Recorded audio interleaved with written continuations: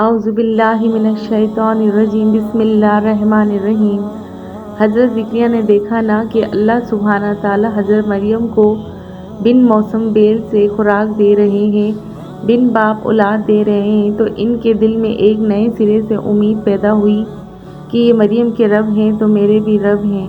پھر انہوں نے اللہ سے دعا کی، یا اللہ میری ہڈیاں کمزور ہو چکی ہیں، میری زوجہ بنجر ہے، لیکن میں تجھ سے اولاد چاہتا ہوں اور میرے پروردگار میری پکار کبھی رائگاں نہیں کریں گے۔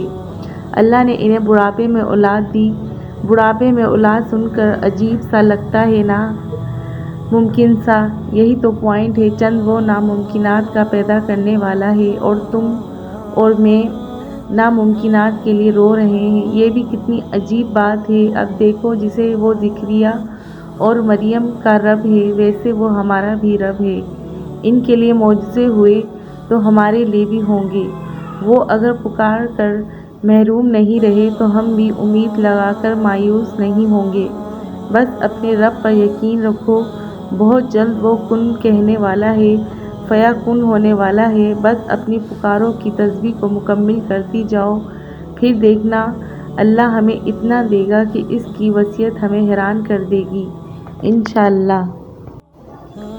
جب اللہ رب العزت نے قرآن میں کہہ دیا کہ اولاد دینا میرا کام ہے، تو لوگ اس بات کو تسلیم کیوں نہیں کرتے؟ میاں بیوی کی ذاتی زندگی بے اولاد کے طعنوں سے اس قدر متاثر ہوتی ہے کہ ان کو اپنا جینا ہی بے مقصد لگنے لگتا ہے۔ اللہ کی مصلحت ہے، وہ اس بات پر قادر ہے کہ اولاد دے دے۔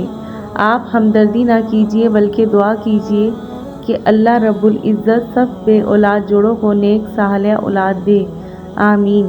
اللہ ہماری اولاد کو بھی نیک فرمانبردار بنا دے، آمین یا رب العالمین۔ جزاک اللہ۔